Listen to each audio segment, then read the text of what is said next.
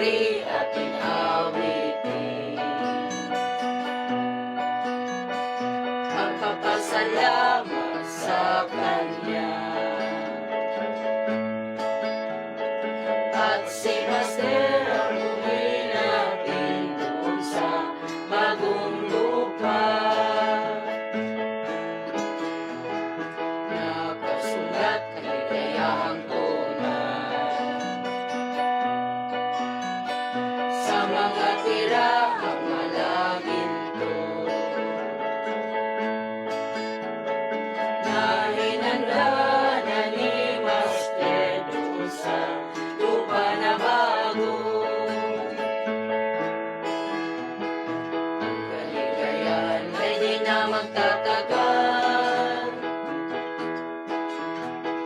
Ang kaligayahan wala ng kamatayan. Dahil ang araw ay malapit na tayo'y magkakasama. Pangako ng ating lamang na tayong lahat gagantimpalaan sa ating mga ginawa doon sa kaharian. Buhay ligaya kung matapos ang mga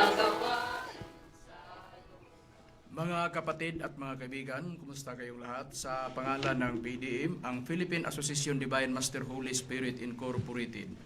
Taos puso kaming maganyaya sa inyo na makikinig sa aming programa, ang tatak ng Espiritu Santo para sa kaligtasan ng tao.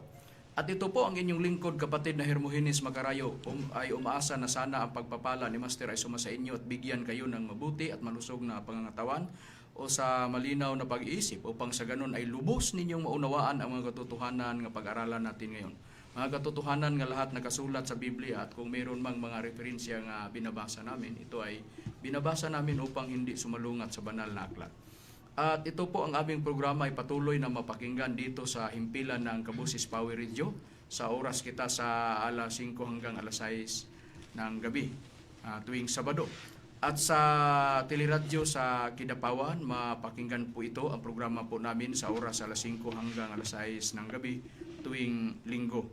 At ngayon, makakasama pa po natin ang mga kapatid na mga ministro ng PEDM. Ito po si kapatid Danilo Nakwa.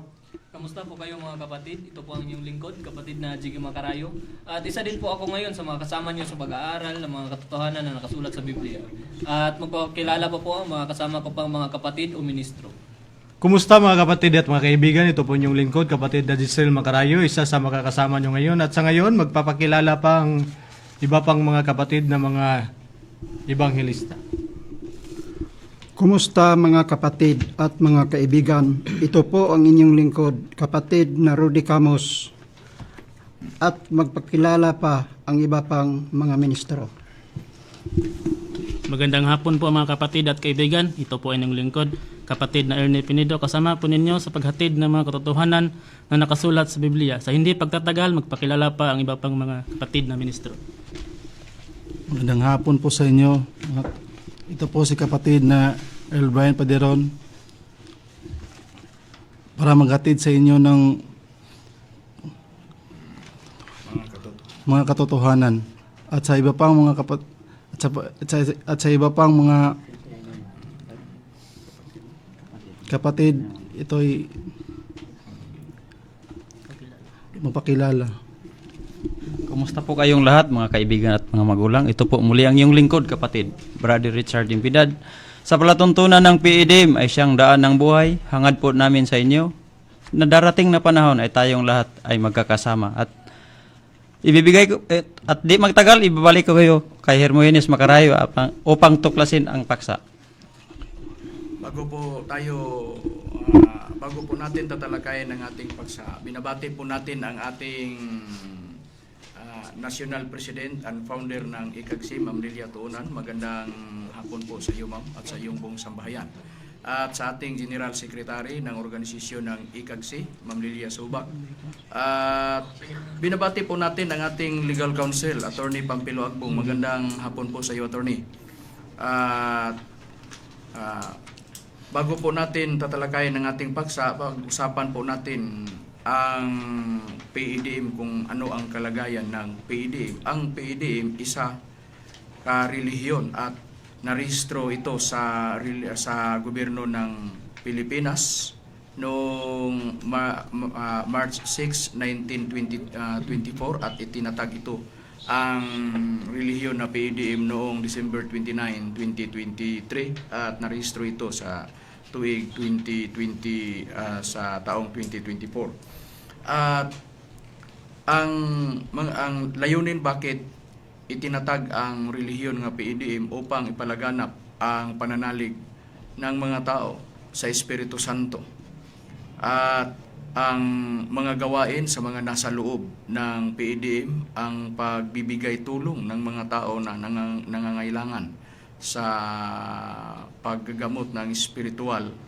ginamit ang mga bagay at mga salita na ibinigay ni Master sa amin at ginamit po namin upang pagagalingin ang mga tao na mayroong mga karamdaman o mga sakit. At ang PEDM ay mag-iisang taon pa lang, kapatid na Dani, mula itinatag ang relihiyon nga PEDM. At ang paksa na tatalakayin natin ngayon, ano ang unang ipapagawa sa Diyos sa tao at ano po ang dapat gagawin ng tao para mailigtas pagdating sa araw ng paghuhukom. Puntahan po natin ang Biblia. Meron ba po tayong mababasa sa Biblia na merong ipapagawa ang Diyos sa tao para nga merong matanggap ang mga tao galing sa Panginoong Diyos, kapatid na Ernie? Meron po, kapatid na makarayo. Atin pong basahin dito sa Mateo Kabanata 6 talata 33. Ito ang nakasaad sa Biblia. Datapwat hanapin muna ninyo ang kanyang kaharian at ang kanyang katuwiran, at ang lahat ng mga bagay na ito ay pawang idaragdag sa inyo. Sa nababasa po natin sa nakasulat sa Biblia, maliwanag po mga kapatid at mga kaibigan na merong sinabi ang ating Panginoong Hesukristo. Ang dapat gawin ng tao, hanapin ng mga tao ang kaharian ng Panginoong Diyos at mayroong idaragdag sa tao na humahanap ng kaharian ng Panginoong Diyos at mayroong matanggap niya nga idaragdag sa Diyos sa kanya ang mga bagay sa nabasa po natin nga nakasulat sa Biblia. Kung ano itong kaharian na tinutukoy ng ating Panginoong Kristo, ito ang kapangyarihan ng Panginoong Diyos. Meron ba po tayong mababasa, kapatid na Rudy, sa banal na aklat? Mayroon pong mabasa nato, kapatid na makarayo. Dito, mababasa natin sa aklat ng 1 Korinto, Kabanata 4, katalata 20. Sapagkat ang kaharian ng Diyos ay hindi sa salita, kundi sa kapangyarihan. Sa nabasa po sa Biblia sa 1 Korinto 4:20. Ganito ang nakasaad, sapagkat ang kaharian ng Diyos ay hindi sa salita, kundi sa kapangyarihan. Ang kaharian ng Panginoong Diyos, ang tinutukoy ay ang kaharian, ay ang kapangyarihan ng Panginoong Diyos sa ating nababasa na nakasulat sa Biblia. At ang sinabi ng ating Panginoong Kristo, dapat ito hahanapin ng mga tao, ang kaharian ng Panginoong Diyos, at ang tinutukoy na kaharian walang iba kundi ang kapangyarihan na nabasa po natin nga sinabi ni Apostol nga si Pablo, nga nabasa natin na nakasulat sa Biblia, na isinulat ni Apostol nga si Pablo. kung saan po nanggaling ang mga tao na makakita ng kapangyarihan o kaharian na inuutos ng Panginoong Diyos na hahanapin ng tao. Ang mga tao ay nagmula sa iba't ibang dako o bansa sa buong sanglibutan. Meron ba po tayong mababasa sa Biblia, kapatid na Jiggy? Meron po, kapatid na Makarayo. Babasahin lang po natin ang salita ng Diyos sa kanyang Isayas, Kabanata 66, talata 18. Alam ko ang kanilang ginagawa at iniisip. Kaya darating ako at titipunin ko ang lahat ng mamamayan ng lahat ng bansa at makikita nila ang aking kapangyarihan. Ayon po sa ating nabasa, kapatid ng Makarayo, darating ang Diyos at titipunin niya ang lahat ng mamamayan at ang lahat ng mga bansa at makikita nila ang kapangyarihan. At kung babasahin naman natin ito sa ibang translation, sa King James Version, ang kapangyarihan ay tinatawag na kaluwalhatian. Kasi ang binasa mong Biblia, ang salita ng Diyos. Babasahin natin ang King James Version. Sa kanyang Isayas, Kabanata 66, talata 18. Sapagkat kilala ko ang kanilang mga gawa at kanilang mga pag-iisip. Ang panahon ay dumarating na aking pipisanin ang lahat na bansa at ang mga may iba't ibang wika, at sila'y magsisiparoon at makikita nila ang aking kaluwalhatian. Maliwanag po sa nabasa po sa Biblia na ang kapangyarihan ay makikita ng mga tao.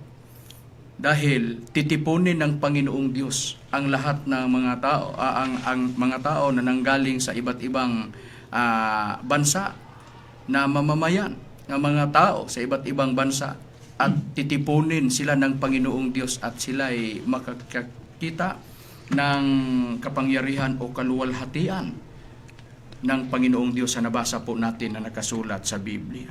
Ito ang pakay ng Panginoong Diyos. Bakit sinabi ng ating Panginoong Kristo nga ang dapat gagawin ng tao ay hahanapin niya ang kaharian ng Panginoong Diyos nga walang iba kundi ang kapangyarihan na makikita ng mga tao na titipunin ng Panginoong Diyos mula sa iba't ibang dako o bansa.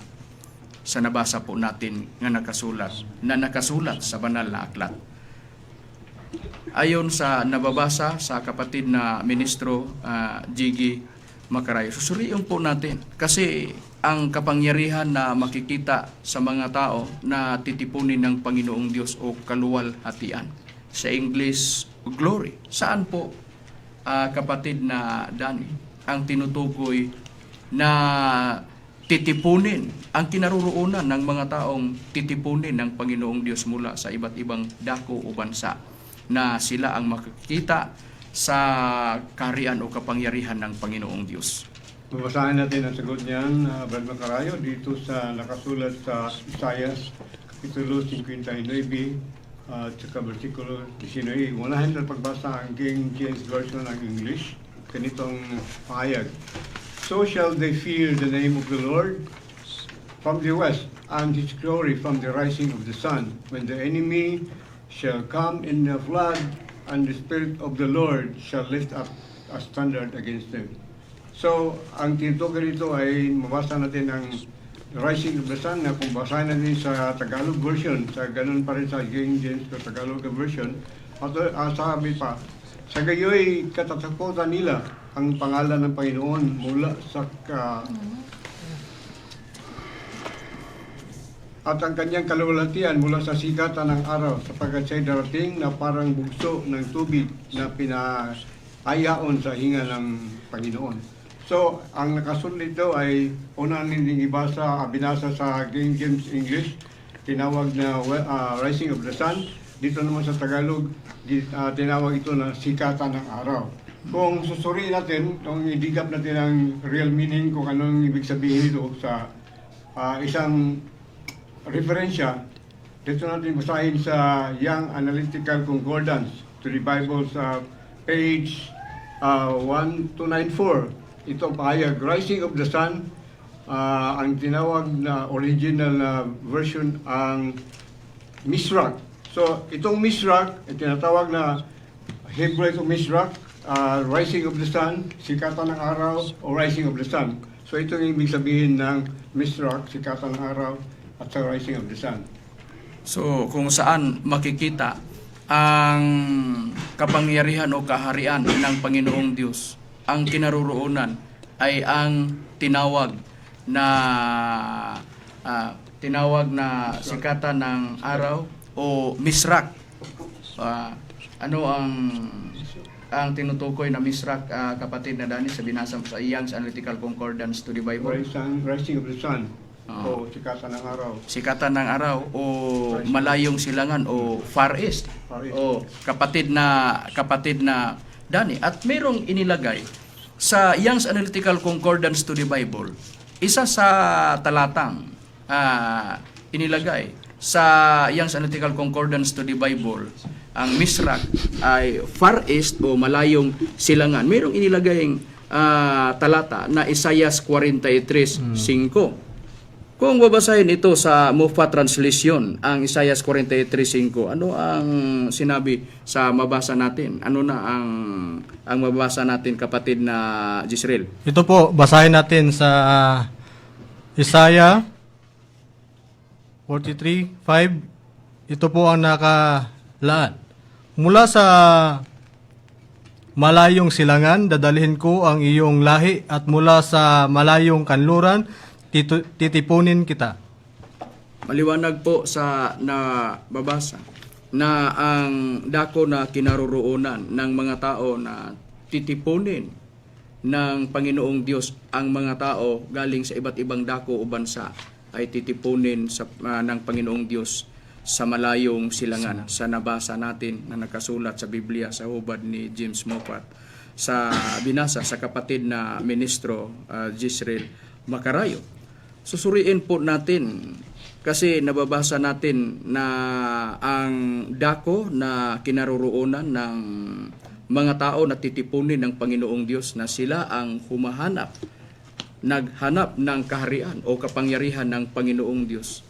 Ang dakong kinaroroonan ay ang malayong silangan sa nabasa po natin na nakasulat sa Biblia. Hindi po dapat ipinagkamali sa mga naging unang lingkod ng ating Panginoong Diyos, katulad ng mga propeta at ng mga apostol ng ating Panginoong Jesucristo, sapagkat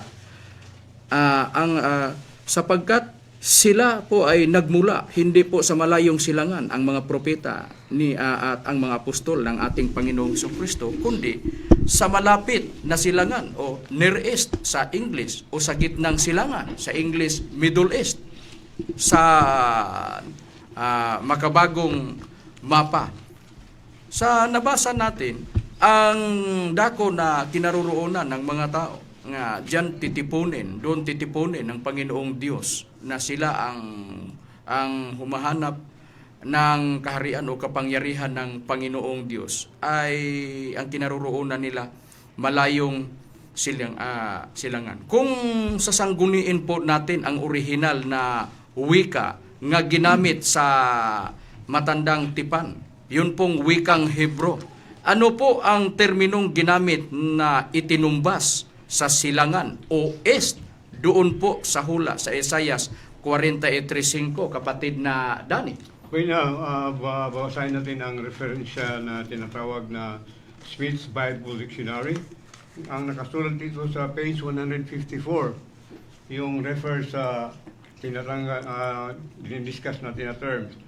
The Hebrew term kedem properly means that which is before or in front of a person, and was applied to the east from the custom of turning in the direction when describing the points of the compass, before, behind, and right, on left, generally used refers to lands lying immediately toward Palestine, etc., Arabia and Mesopotamia and Babylonia. On the other hand, Misrak is used of the Far East with a least definite signification. Therefore, ibig sabihin, kung sa Hebrew term, kung gagamit ka ng kedem, ibig sabihin nito ay harap lang, malapit sa silangan. Malapit sa silangan ang ibig sabihin ng kedem. Pero kung sasabihin mo na misrak, kung gagamit ka ng misrak, ito ay nanghulugan na Far East. So, kedem is Near East, misrak is Far East, malayong silangan.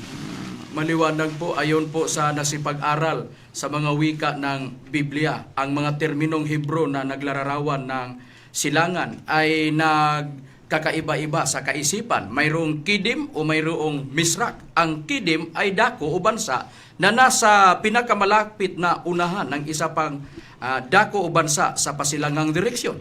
Sa kabilang dako, sa binasa sa kapatid na ministro, Danny Nakwa, ang misrak ay ginamit upang tumukoy sa malayong silangan. Maliwanag na po na nababasa natin na nakasulat sa Biblia na ang dakong kinaroroonan ng mga taong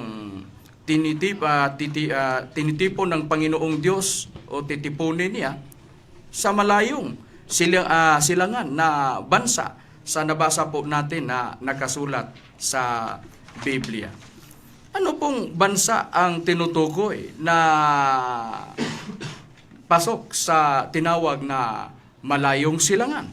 Ito po, babasahin po natin ang Isya in the Philippines by Horacio de la Costa sa pahina 169. Hindi maaring mawala ng kabuluhan na ang bansa na halos nasa gitnang pangheograpiya ng malayong silangan na ito ay ang Pilipinas ay siya ring bansang kinatatagang mabuti sa Kristyanismo. Pasok po ang Pilipinas. Ang bansang Pilipinas ay nasa malayong silangan. Ito ang katuparan na bansa na diyan titipunin ng Panginoong Diyos ang mga anak na lalaki at anak na babae na nagmula sa iba't ibang dako, sa iba't ibang bansa.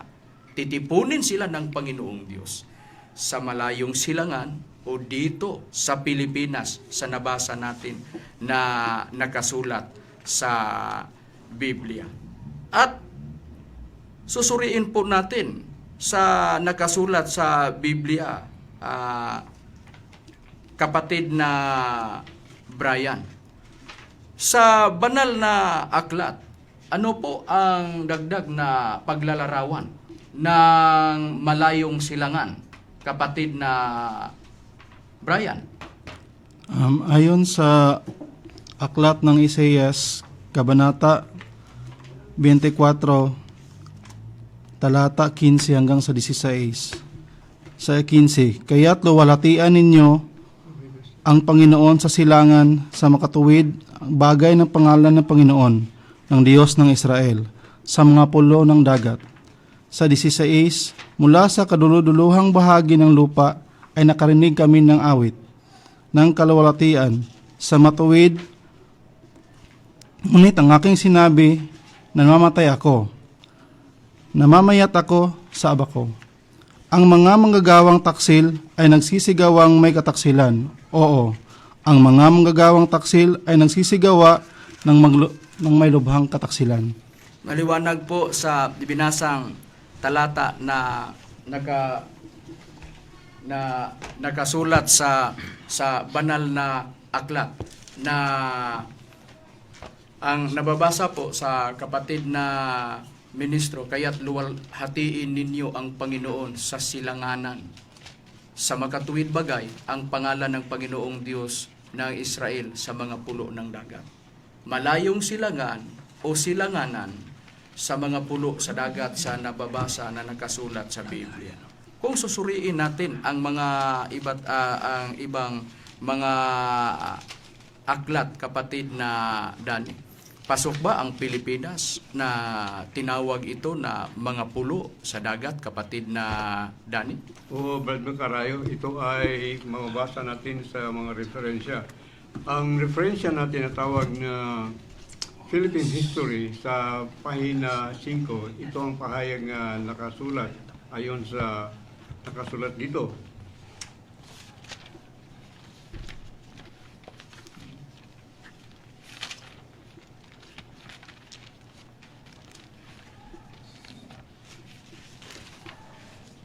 Ang sa Philippine History by Gregorio M. Saidi at saka kang si Sonia M. Saidi, itong pahayag. Ang Pilipinas ay may 7,107 na isla. Ito ang pinakamalaking archipelago sa mundo o sa grupo ng mga isla. So, ang Pilipinas ay grupo ng mga isla at may laman ito na 7,107 islands. Ito ang pinakamalaki na archipelago sa buong mundo. Sa mga katuwid, maliwanag po na sa libro na nabasa po natin na ang Pilipinas ay mayroong 7,107 na isla sa nabasa po natin na nakasulat sa Biblia. Ito ang tinutukoy sa nabasa po sa kapatid na ministro, kapatid na Brian, na mayroong pagluwalhati sa Panginoong Diyos sa sa silanganan o sa malayong silangan sa mga pulo sa dagat sa nabasa po natin na nakasulat sa Biblia. Ito po ang dapat gagawin ng tao sa panahon na ito, na hahanapin ng mga tao ang kaharian o kapangyarihan ng Panginoong Diyos, kung saan ito matagpuan nasa isang bansa na nakasulat sa Biblia na tinawag na malayong silangan at walang iba. Ito ang bansang Pilipinas sa nabasa po natin na nakasulat sa Biblia. Dito po matagpuan ng mga tao ang kaharian o kapangyarihan ng Panginoong Diyos. Dito sa bansang Pilipinas, luwalhatiin ang Panginoon, na kung babasahin ito sa King James Version, sa Cebuano, ang Panginoon o Yahweh na tinutukoy walang iba kundi ang ating Panginoong Jehova ang nakasulat sa banal na aklat. At ang ating Panginoong Jehova, siya ang Panginoong Diyos na Ama, at sila'y nagkakaisa sa ating Panginoong Hesukristo. Kung babasahin ito sa Biblia sa Kristohanong Katilingban sa Mateo 6, sa footnote, nagkakaisa ang Ama at ang Anak diyan sa Espiritu Santo. Mahalaga para sa tao na hahanapin ang kaharian o kapangyarihan ng Panginoong Diyos, na ang Ama at ang Anak ay nagkakaisa. Kung saan po sila nagkakaisa? Diyan sa Espiritu Santo, sa nabasa po natin na nakasulat sa Biblia. Ayon sa sinabi ng ating Panginoong Hesukristo, na ang Espiritu Santo ay mahalaga po para sa tao. Dahil po, ang sinabi, isa sa lingkod ng ating Panginoong Hesukristo, si Apostol na si Pablo, mayroong sinabi niya, kung saan po ang Espiritu Santo, nandyan ang kalayaan ng mga tao. Saan po natin mabasa sa Biblia, kapatid na Richard? Basahin lang po natin, kapatid na Makarayo, sa 2 Korinto, Kabanata 3 at sa talatang 17. Ngayon, ang Panginoon ay siyang Espiritu, at kung saan magkaroon ng Espiritu at Panginoon, doon ay may kalayaan. Sa nabasa po sa banal na aklat, maliwanag po sa binasa sa kapatid na ministro, na sabi ni Apostol nga si Pablo sa 3:17, ngayon ang Panginoon ay siyang Espiritu, at kung saan naroroon ang Espiritu ng Panginoon, nandun ay may kalayaan. Kung saan ang Espiritu ng Panginoon, nandun ang kalayaan ng mga tao. Kung sino ang tinutukoy na Espiritu, walang iba kundi ang Espiritu Santo. Ang binasa sa kapatid na ministro, ang King James Version Tagalog, basahon ko po ang salita ng Diyos sa 2 Korinto 3:17. Ganito po ang sa talata na binanggit ko. Ngayon, ang binabanggit ditong Panginoon ay ang banal na Espiritu. At kung ang Espiritu ng Panginoon ay nasa isang tao, malaya na siya. Maliwanag po sa binasa nating talata sa Biblia kung ano ang Espiritu ang tinutukoy ng Panginoon, walang iba kundi ang banal na Espiritu o Espiritu Santo. Ito po ang dapat gagawin ng tao, na hahanapin ng tao ang kaharian o kapangyarihan ng Panginoong Diyos dahil nagkakaisa sila. Ang Ama at ang Anak diyan sa Espiritu Santo at nasa Espiritu Santo ang kalayaan ng lahat ng mga tao sa nabasa po natin na nakasulat sa Biblia. Ayon sa sinabi ng ating Panginoong Jesucristo. Sinabi ng ating Panginoong Jesucristo na ang Espiritu Santo ay tagapagligtas. Sa madalas na namin itong binasa dito sa programa namin sa The Passion sa Juan 14 15 hanggang 17 na sabi ng ating Panginoon Jesucristo, ang Espiritu Santo ay tagapagligtas. Sa makatuwid, ang Espiritu Santo ay dapat hahanapin ng mga tao kung saan ang Espiritu Santo nagtuturo ng mga tao, mga tagapaglingkod niya. Dahil ang Espiritu Santo mayroong gawain. Ang isa sa mga gawain ng Espiritu Santo ay ang pagtuturo ng mga tao sa mga bagay o pagbibigay ng mga tao sa mga tao ng mga bagay. Mayroon pa po tayong mababasa sa Biblia, kapatid na Jiggy?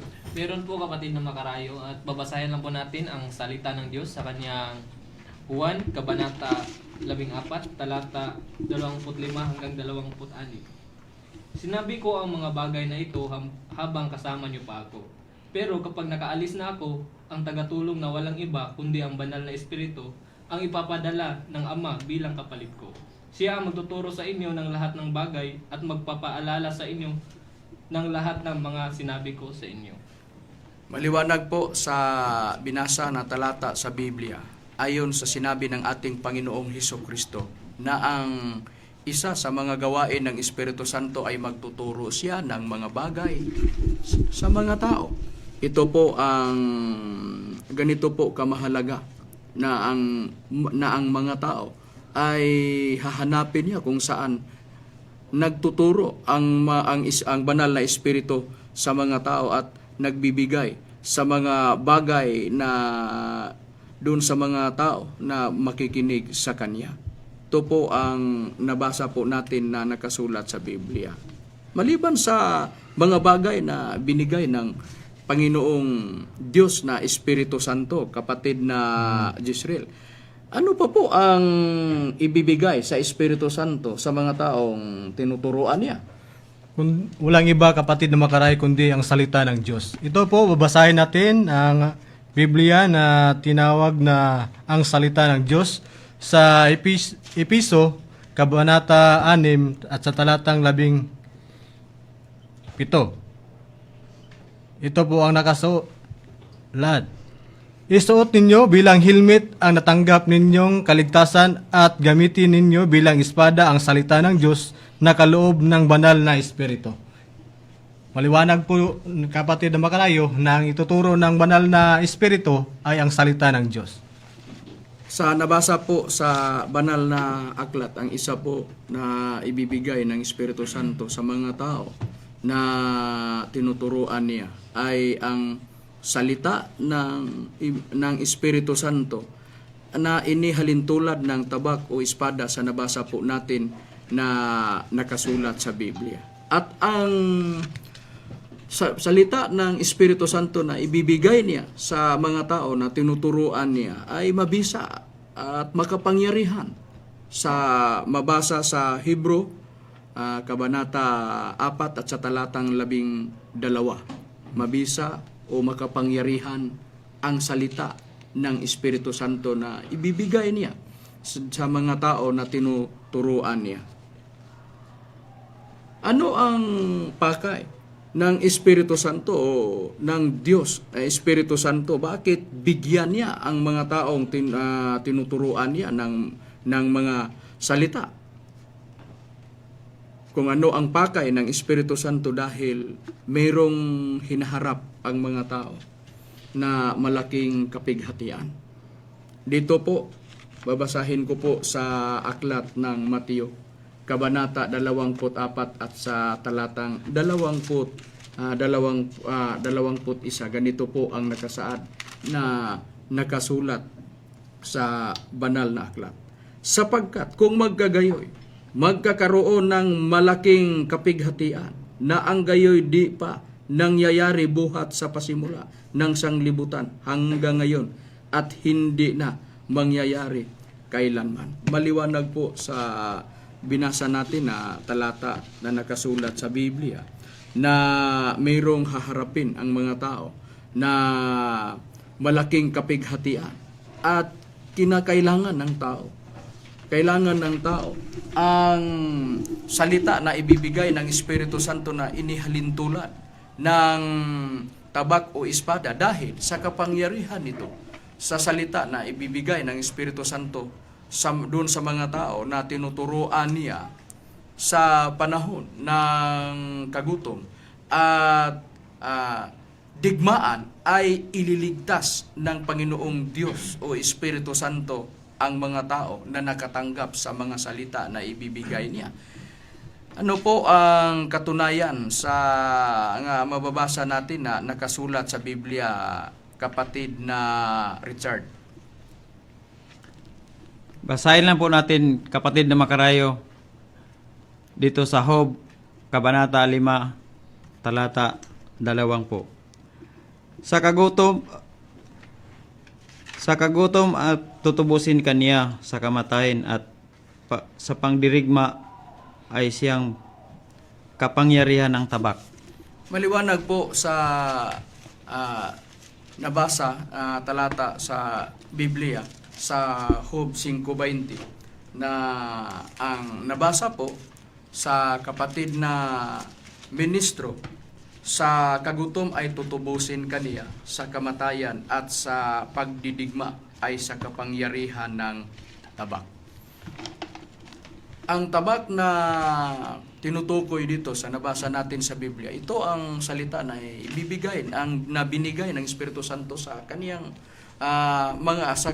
mga lingkod o mga taong tinuturuan niya o nakikinig sa pagtuturo niya o tumatanggap sa salita na ibibigay niya dahil sa kapangyarihan nito ay iligtas ang tao pagdating sa digmaan o sa araw na tagutom o kamatayan sa nabasa po natin na nakasulat sa Biblia. Ganito po kamahalaga para sa tao, sa buhay ng tao, ang Espiritu Santo. Kung hahanapin ng tao, saan pong dako ang tinutukoy o bansa?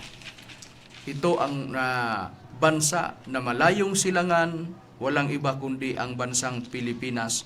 At dito tuturuan ng Espiritu Santo o bibigyan ng Espiritu Santo ang mga tao sa kanyang mga salita at sa mga bagay na ibibigay niya sa mga tao nga nakikinig kanya o humahanap sa kanya o sa kaharian o sa kapangyarihan ng Espiritu Santo. Pero liliwanagin po natin sa nakasulat sa Biblia. Kapatid na Dani, meron ba po tayong mababasa sa Biblia na mayroong mga lingkod ang Espiritu Santo, kapatid na Dani? Meron, kapatid na Makarayo, at babasahin natin ang nakasulat sa ang salita ng Diyos sa kapitulo 7 at saka versikulo 6 ng Roma. Ito ang pahayag mabasa natin.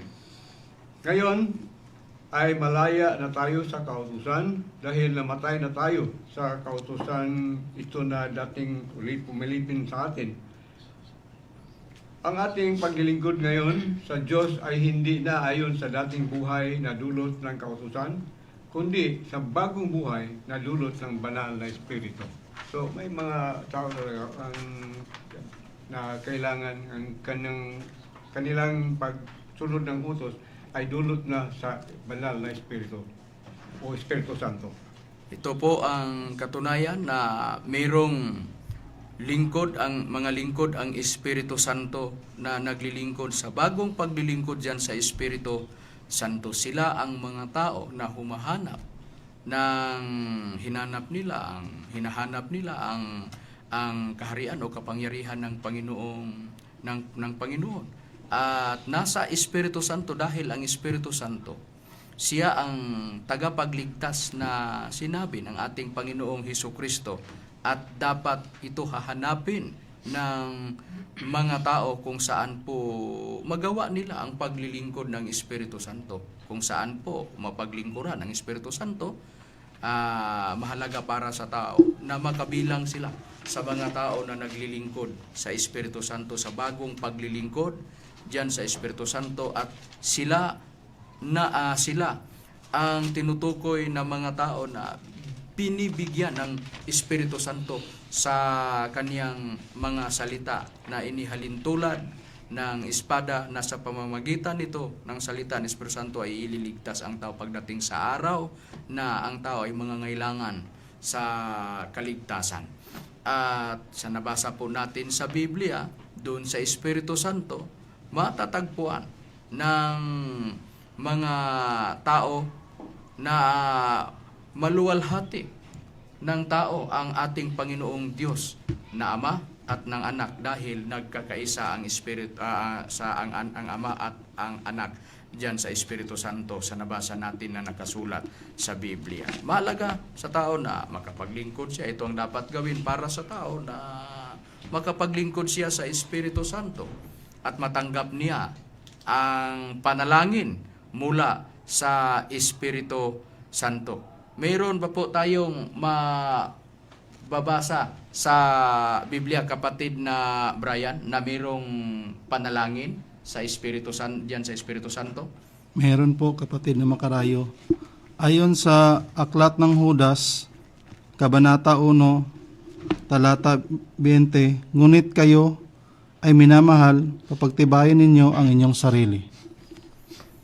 Maliwanag po sa binasa natin na nakasulat sa Biblia na mayroong panalangin sa Espiritu Santo. Ang magbibigay sa panalangin doon sa mga lingkod ng Espiritu Santo, walang iba kundi ang Espiritu Santo, dahil pinaglingkuran siya sa kaniyang mga lingkod, at siya ang gagawin niya ay tuturuan niya ang mga tao sa lahat ng mga bagay. Bibigyan niya ng mga bagay, bibigyan niya ng mga salita. Pati na ang panalangin, ibibigay niya doon sa kaniyang mga lingkod, dahil siya ang tagapagligtas nito. Sa nabasa po natin na nakasulat sa Biblia, kundi kung saan pong dako o bansa, mapaglingkuran natin ang Panginoong Diyos na Ama at Anak, dahil nagkakaisa sila. At saan pong dako o bansa, mapaglingkuran ng mga tao ang banal na Espiritu Santo, walang iba dito sa Pilipinas. Sa nabasa po natin sa Biblia, meron ba pong pagkakilanlan ng mga tao ibinigay sa Biblia sa mga tao na naglilingkod sa Espiritu Santo? Meron po. Kasi meron silang mga gawain.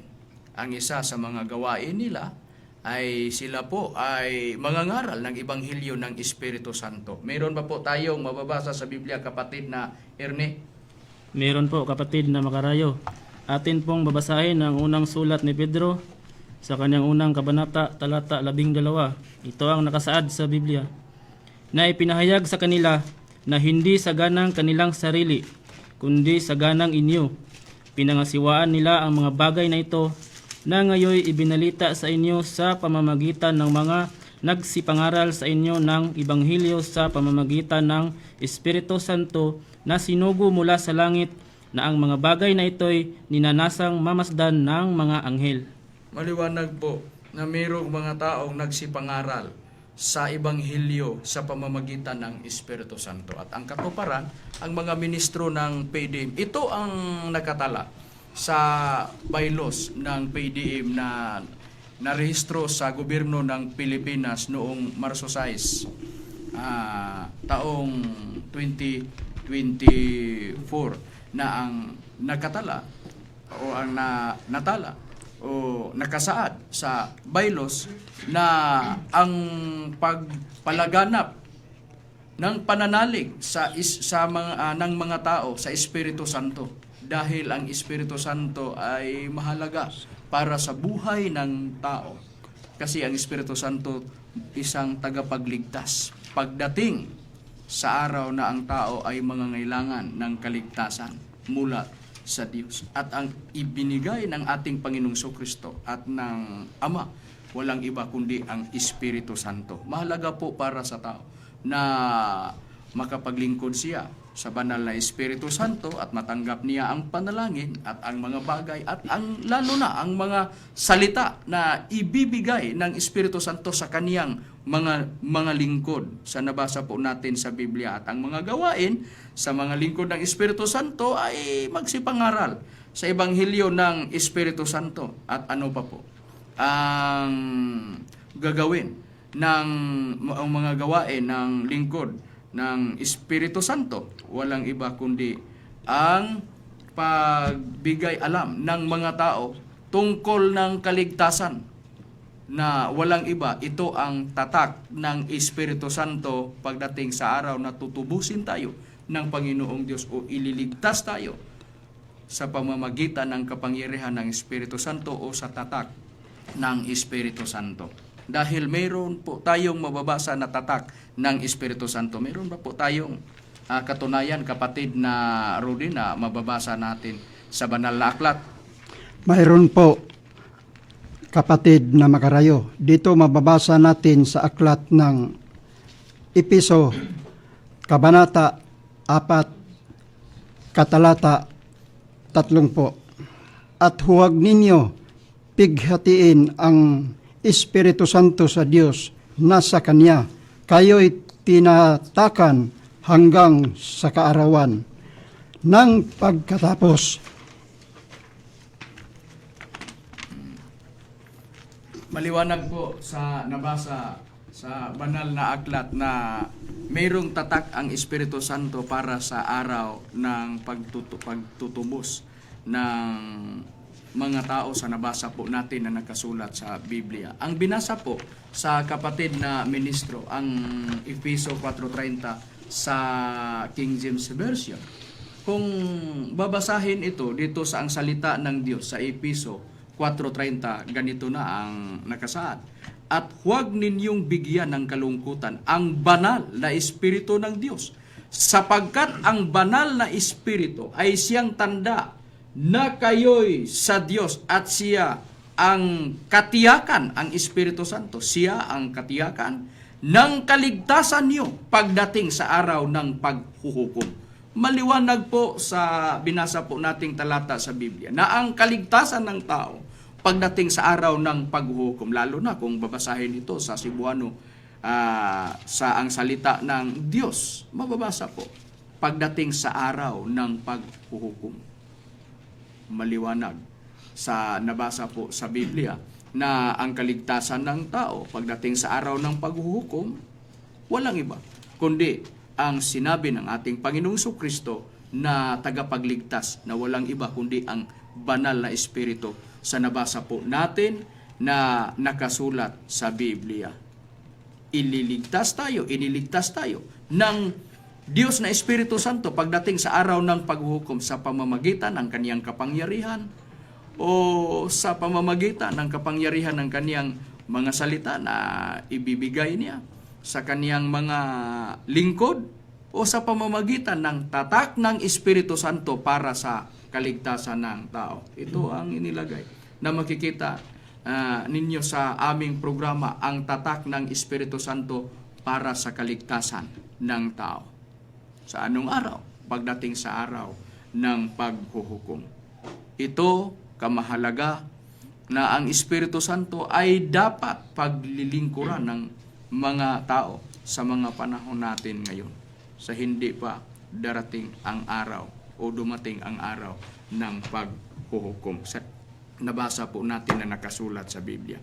Kapatid na Dani, hahanapin po natin kung saan po mailagay ang tatak ng Espiritu Santo. Kung babasahin natin sa Biblia, kapatid na Dani, saan pong parte sa katawan ng tao mailagay ang tatak ng Espiritu Santo para sa kaligtasan pagdating sa araw ng paghuhukom, kapatid na Dani? Mabasa natin kung saan nakatatak yung tatak ng Diyos nga nakasulat dito sa banal na aklat sa Kapitulo 7, versikulos 2 hanggang 3 sa Apokalipsis. Ito ang pahayag na nakasulat sa Biblia.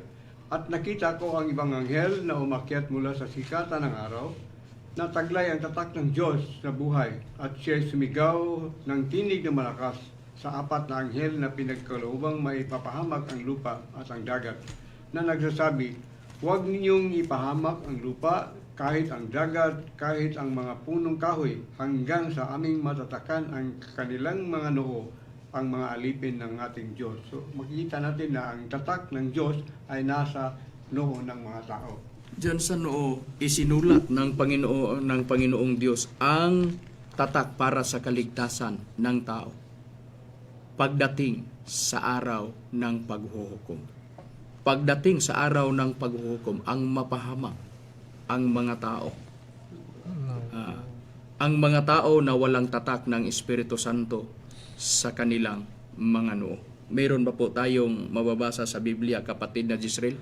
Meron po kapatid na makarayo. Ito po basahin natin sa Apokalipsis sa Kabanata 9 sa talatang 3 hanggang 4. Ito po ang nakasaad. At nagsilabasan sa usok ang mga balang sa lupa at binigyan sila ng kapangyarihan na gaya ng mga alakdan sa lupa na may kapangyarihan, at sinabi sa kanila na huwag ninyong ipahamak ang damo sa lupa ni anumang bagay na sariwa ni ang anumang puno sa kahoy, kundi ang mga tao lamang na walang tatak ng Diyos sa kanilang mga noo. Maliwanag po sa binasa po natin na nakasulat sa Biblia na merong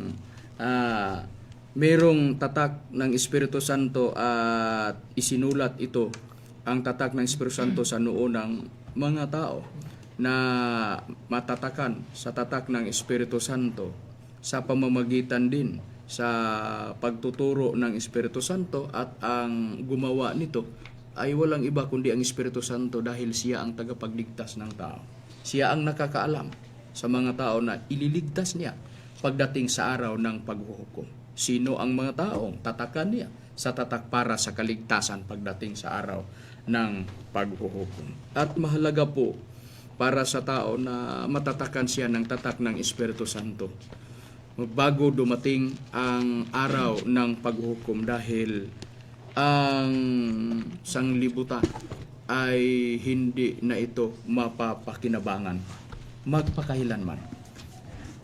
Dito po mababasa natin sa nakasulat sa Biblia sa ang salita ng Diyos sa Isaias Kabanata 24 at sa talatang 1, 3. Ganito po ang mababasa po natin ang nakasulat sa Biblia.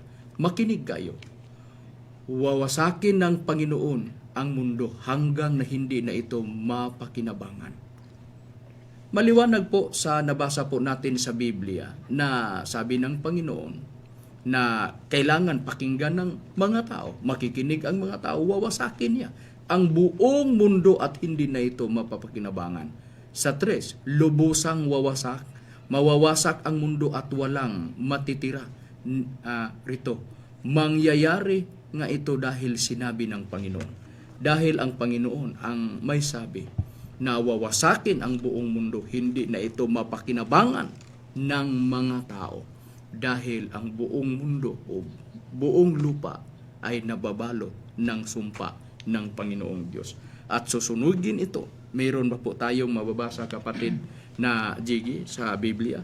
Meron po kapatid na makarayo. Babasahin lang po natin ang nakasulat dito sa Isaias sa kanyang kabanata 24, talata 3, 6. Ang lupa ay lubos na mawawalan ng laman at lubos na masasamsaman, sapagkat sinabi ng Panginoon ang salitang ito. Kaya't nilamon ng sumpa ang lupa at silang nagsisitahanan doon ay nangasumpungang salarin. Kaya't ang mga nanahanan sa lupa ay nangasunog at nangangilan ang mga tao. Kung ano ang makasusunog ng mga tao sa pamamagitan din ng sumpa. Dahil ang buong lupa ay nababalot, napuno ng sumpa ng Panginoong Diyos, na kung ilang sumpa, alin ang sumpa na makasusunog sa mga nandito sa balat ng lupa, walang iba kundi ang ikatlong sumpa. Dahil nangyari na ang ikalawang sumpa at ang darating ay ang ikatlong o pangatlong sumpa sa mababasa po natin sa bugna o sa Apokalipsis, sa bugna 11:14 o Apokalipsis 11:14. Ganito po ang mababasa natin na nakasulat sa Biblia. Ikatlong sumpa ang makasusunog sa lahat ng dito sa balat ng lupa, o ang pagdating sa araw na yun ay hindi na mapakinabangan ang lahat. Mawawala lahat dahil ang sanglibutan ay wawasakin ng Panginoong Diyos at hindi na ito mapakinabangan magpakailanman. Ano po ang tinutukoy na sumpa o ikatlong sumpa na makasusunog ng buong sanglibutan, kapatid na Richard?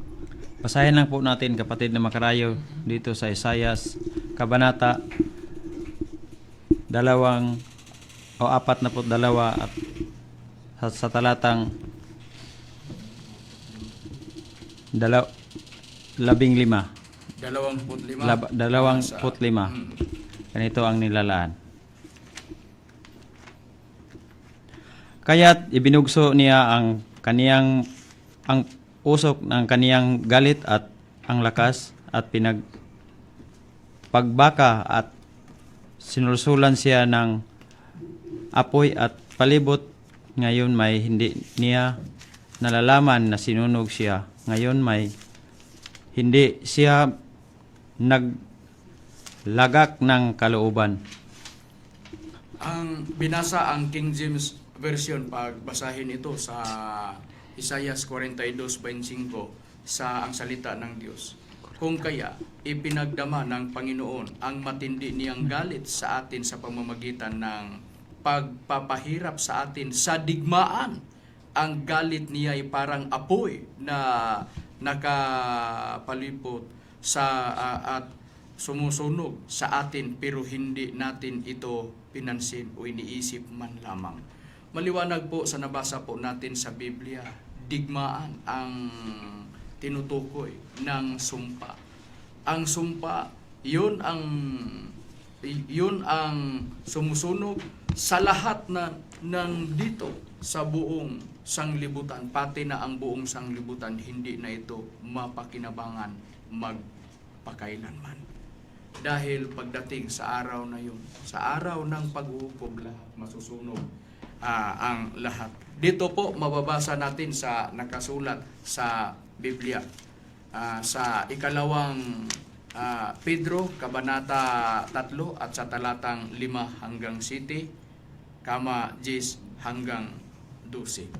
Maliwanag po kung babasahin itong talata sa Biblia na ang lahat, pati na ang langit at ang lupa, ay mawawala lahat pagdating sa araw ng paghukom. Sa matitinding apoy o sobrang init ng apoy, ang tinutukoy na apoy na sumusunog sa balat ng lupa o sa lahat ng mga tao, o sa mga tao na hindi natatakan ang tatak ng Espiritu Santo.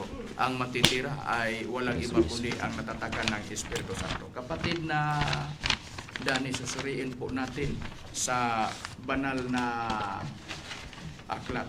Saan po dadalhin ng Espiritu Santo?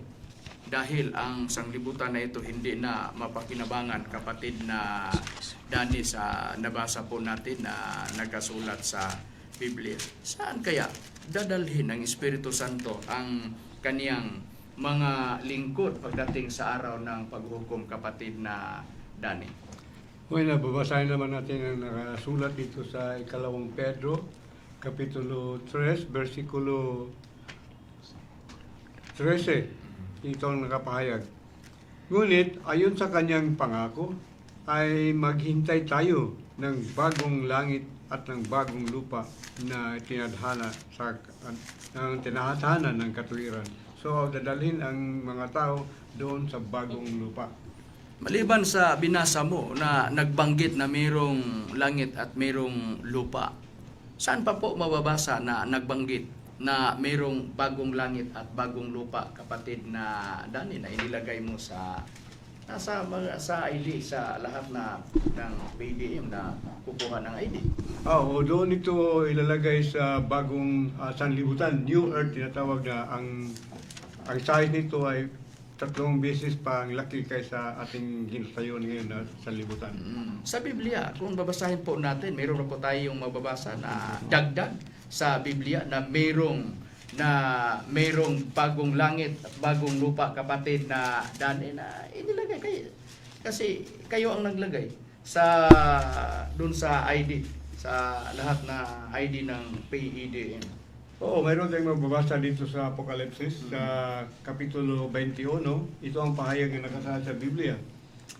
At nakita ko ang isang bagong langit at ang bagong lupa, sapagkat ang unang langit at ang unang lupa ay naparam, ni ang dagat ay wala na. So, dahil ang sanlibutan ay susunugin, so wala na ang makatira doon, wala na matitira ng mga tao. So, yung mga sinugo ng Diyos o yung mga bagong yung mga bagong niyang tauhan, doon sa Berdalin, sa bagong lupa, sa bagong langit. Sa ibang sanlibutan. Ito na ang nasa awit natin, inawit sa mapakinggan sa ating programa. Wala naman kaming oras, mga kapatid at mga kaibigan. Kami po ay umaasa na sana naunawaan po ninyo ang mga katotohanan na pinag-aralan natin ngayon. At wala naman kaming oras. Ito ang inyong lingkod, kapatid na Hermogenes Macarayo. At ito naman si kapatid Danilo Nakwa. At ito naman si Brother Jiggy Macarayo. At ito naman si Brother Gisril Macarayo. At ito po si Rudy Camos. At ito naman si kapatid na Ernie Pinido. Ito naman po si kapatid na Earl Brian Paderon. Ito naman po si Richard Impidad. Maraming salamat sa inyong pakikinig.